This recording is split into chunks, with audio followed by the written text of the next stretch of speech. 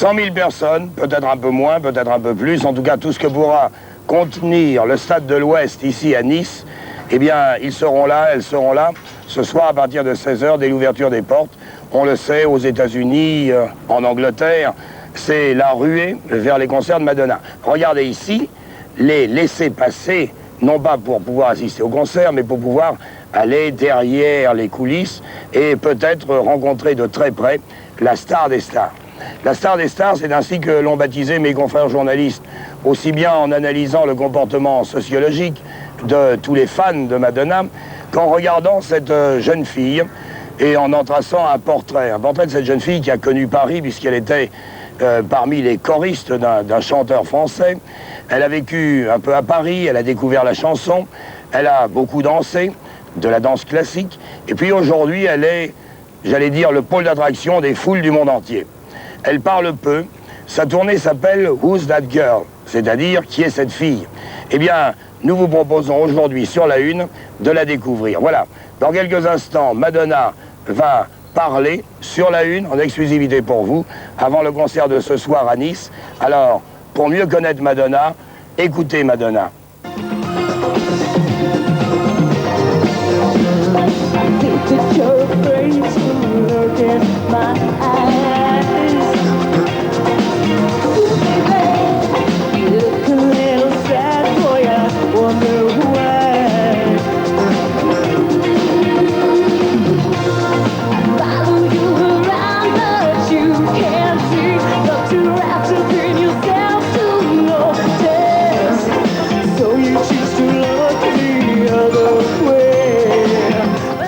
Est-ce que votre réussite ne vous effraie pas un peu?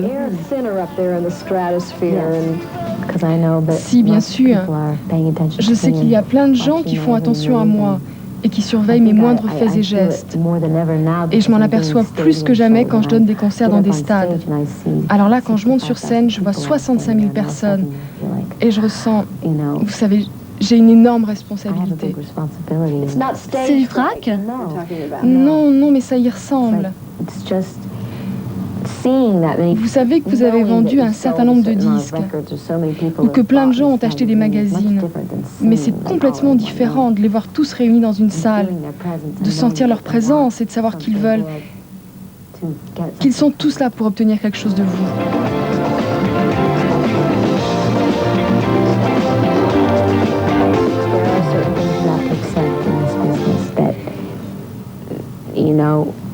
Il y a certaines choses que vous devez accepter dans ce métier, vous savez. Vous devenez un personnage plus vrai que nature. Et les gens veulent vous connaître et vous devez vous attendre à une certaine invasion. Des gens vous abordent dans la rue, vous interviewent, car les gens veulent vous connaître, vous toucher, vous devez vous y attendre. Mais il faut fixer une limite. Où fixez-vous la limite? Je fixe la limite quand je rentre chez moi, que je m'engage dans l'allée qui mène à ma maison. C'est là la limite. Quel que soit l'endroit où j'habite, cela doit être sacré. Et ma vie privée aussi, vous savez, ma vie amoureuse, c'est là que je fixe la limite. Est-ce que vos fans le savent? Quoi? Est-ce qu'ils comprennent qu'il y a des limites? Je ne pense pas qu'ils comprennent. Je veux dire par là que si vous aimez vraiment quelqu'un, si vous l'idolâtrez, vous faites n'importe quoi pour tout découvrir sur cette personne. Ça dépend, certaines personnes vont jusqu'aux extrêmes. Il y en a qui m'attendent à l'entrée de mon allée ou d'autres qui sonnent à notre porte à longueur de journée. Ils veulent nous voir, ils pensent que nous allons les inviter à boire une tasse de thé ou quelque chose comme ça. Est-ce que Madonna est un produit? Oui. Ce n'est pas dangereux?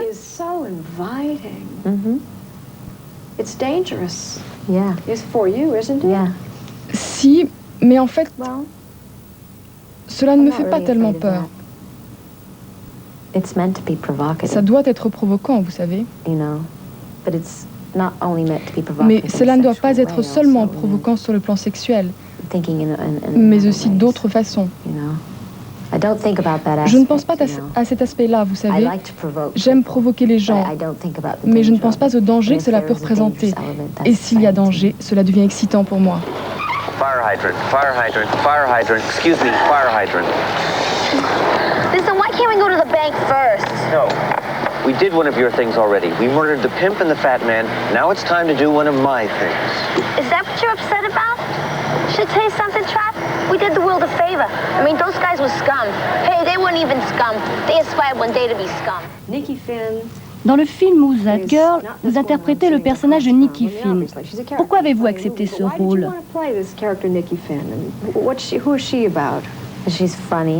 Elle est drôle, gentille, dure.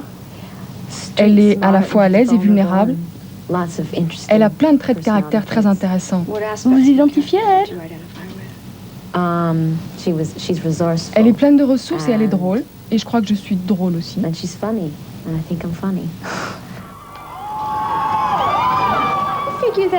Comment est-ce possible que Madonna, l'une des plus grandes stars mondiales, vienne d'une toute petite ville des États-Unis, Bay City dans le Michigan? Bay City, Michigan. How does that happen?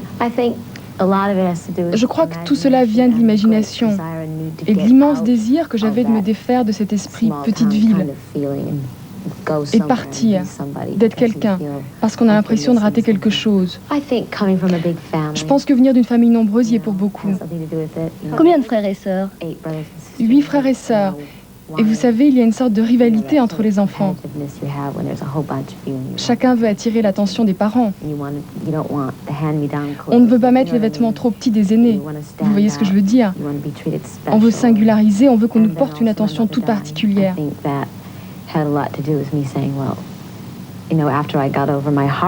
Puis ma mère est morte. Je pense que cela explique ma réaction.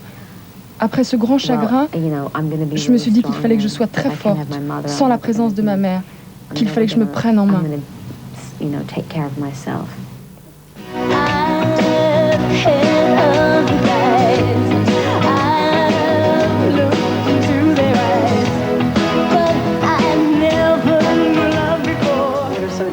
Quelles sont les critiques que l'on fait à Madonna?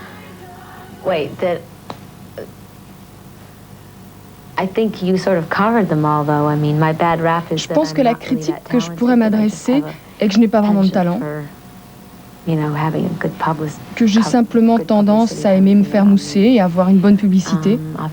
Évidemment, ce n'est pas vrai. Je crois qu'une bonne image vous permet d'enfoncer les portes, mais il faut après que vous restiez en place. Quant aux autres critiques, voyons, je crois que j'ai quelque chose du chercheur d'or ou de l'opportuniste de toute façon. Vous avez déclaré un jour que vous deviez changer tout le temps. Oui, je ne peux pas faire l'unanimité, exactement. Est-ce de l'opportunisme? Appelez ça comme vous voulez.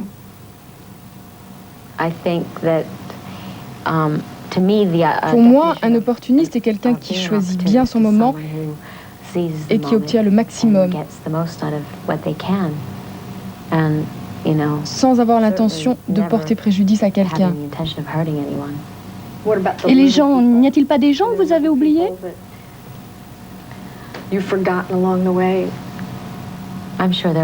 Oh si, sûrement. Mais j'en ai rencontré tellement, vous savez. Ceux dont je me souviens sont ceux qui en valent vraiment la peine.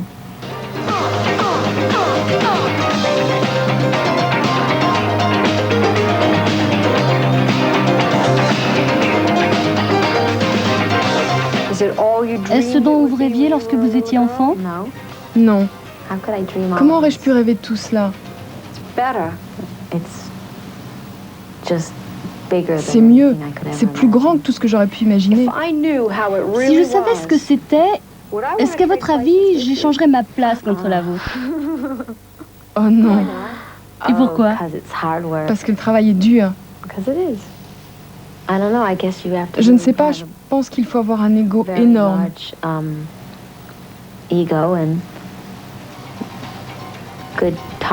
Être prêt à souffrir beaucoup. Il faut être un fou de travail et continuer. Continuer toujours. La douleur physique? La douleur, toujours la douleur. Pourquoi cette douleur? Oh, quand on est crevé et malade, qu'on ne peut plus se concentrer, et que pourtant il le faut, qu'il faut monter sur scène. Quand on travaille vraiment dur sur un projet et que ça ne se passe pas comme on veut, qu'on y a mis toutes ses tripes pendant des mois et des mois. Vous voulez parler du ratage du film Shanghai Surprise? Ça, c'est de la douleur, mais on en tire une leçon, cela en vaut la peine.